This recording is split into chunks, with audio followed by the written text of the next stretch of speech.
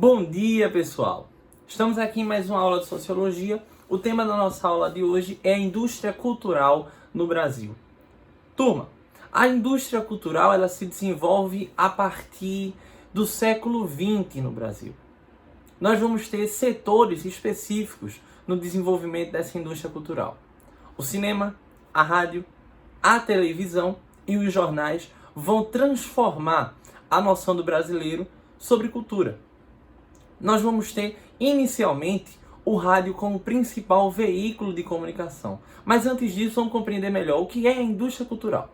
A indústria cultural vai ser a fabricação, vai ser a feitura de espécimes de cultura para a massa. Aquilo que é produzido para o povão, aquilo que é produzido para todas as classes sociais e de uma forma muito arbitrária. Você consome, você é influenciado e acaba entrando em um processo, pode-se entrar em um processo de alienação a partir dessa indústria cultural. Então, é necessário ter criticidade no dia a dia para se desvencilhar desse processo alienante, que aliena você politicamente, socialmente, economicamente, que lhe induz a fazer coisas que muitas vezes você não compreende. Você abre a rede social e tem lá a propaganda de uma coisa que você tinha pesquisado há 5 dias atrás. E essa propaganda ela fica aparecendo todo dia. E ela aparece na televisão, ela aparece no cinema. E você, enfim, compra aquilo, muitas vezes sem ter condição. A indústria cultural, ela cria necessidades de consumo e ela cria necessidades que muitas vezes o ser humano não consegue corresponder. Então, o conceito de indústria cultural, que vai ser desenvolvido pelos filósofos, historiadores e sociólogos da Escola de Frankfurt, é um conceito muito caro para esse momento do capitalismo. Necessário demais para os nossos debates sobre o capitalismo nos dias de hoje, porque essa indústria cultural ela acabou alcançando outros patamares. Mas vamos compreender a indústria cultural em histórico na nossa sociedade brasileira. Ela vai se desenvolver primeiramente com a era do rádio. A era do rádio é predominante da década de 30 até a década de 60. O rádio era o principal veículo de comunicação, que é justamente a partir deles que a indústria cultural ela vai se transmitir para a sala de casa, para as ruas, para uma conversa na praça. Ela vai estar presente principalmente nesses meios de comunicação. E o rádio vai ser um desses. É a partir do rádio que nós vamos ter propaganda de carro, propaganda de utensílio doméstico, propaganda de diversas coisas.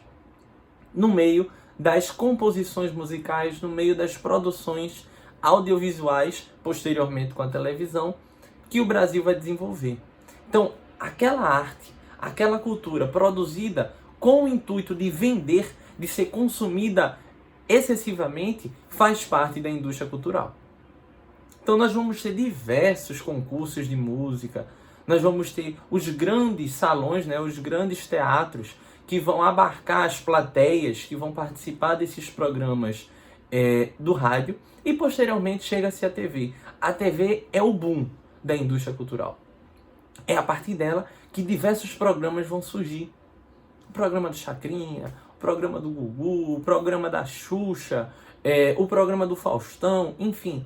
Criam-se esses programas de auditórios que são provenientes daquela era do rádio, daquela tradição de programas de auditório do rádio.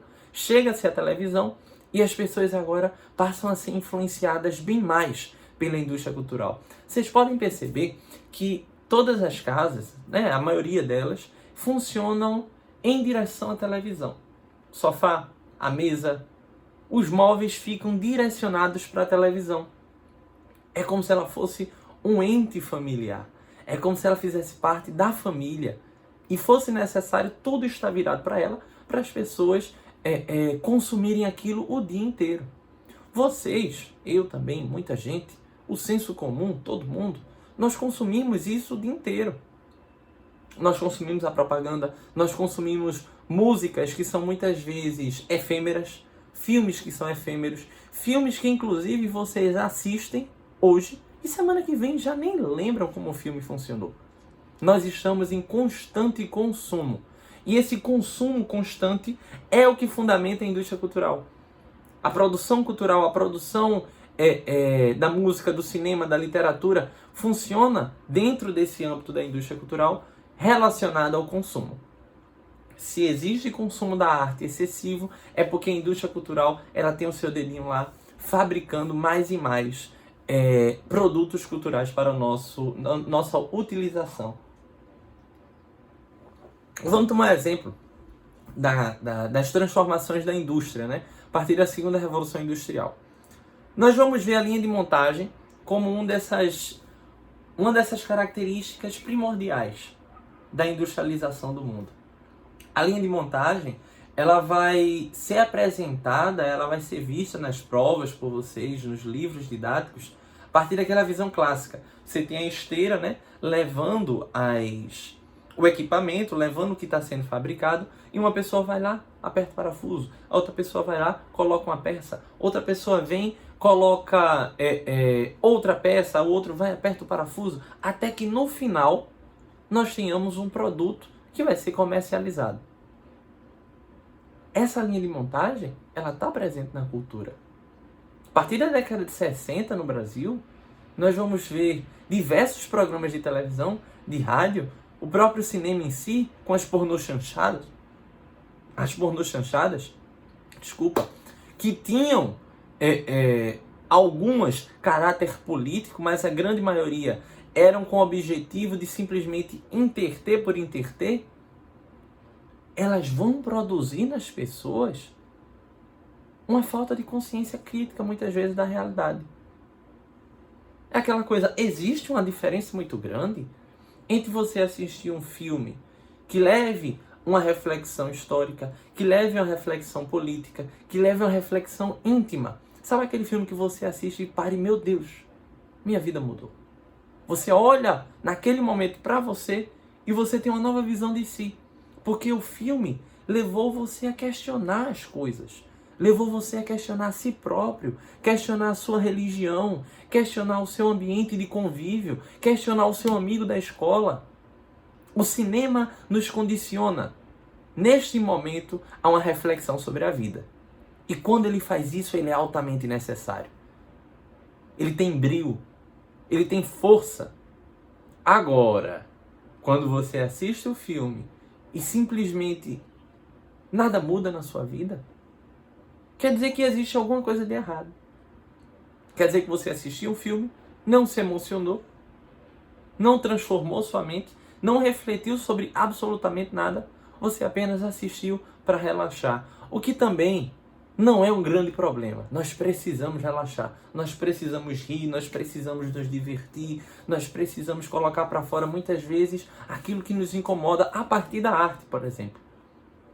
Agora, será que essas produções que são efêmeras, essas produções que não têm um caráter político tão forte, elas vão alterar a nossa realidade?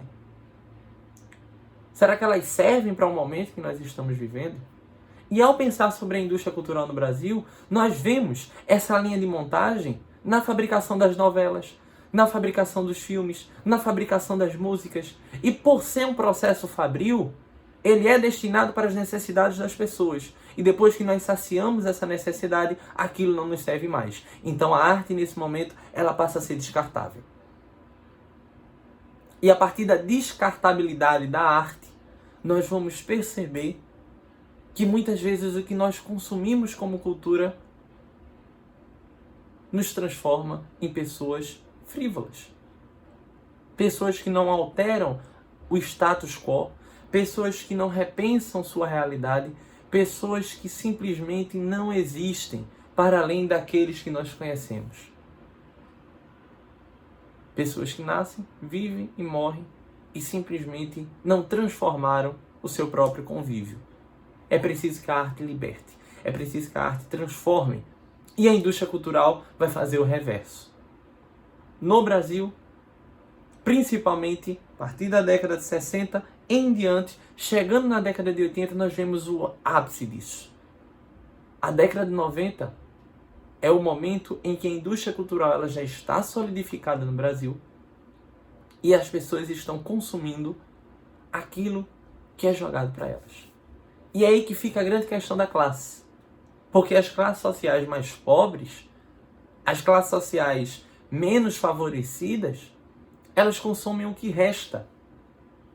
Olha aí o problema da desigualdade social. Enquanto o filho do rico sabe quem é Chopin, sabe quem é Machado de Assis, sabe o que é que aconteceu na história do seu país, para o filho do pobre é ofertado aquilo que simplesmente não vai lhe dar condições para transformar a sua realidade. E esse é o papel da indústria cultural muitas vezes. É simplesmente manter as desigualdades. Fazer com que as pessoas continuem naquela ideia de pão e circo. Você continua consumindo aquele circozinho que não faz você repensar sobre ser mulher, não faz você repensar sobre ser negro, não faz você repensar sobre ser pobre.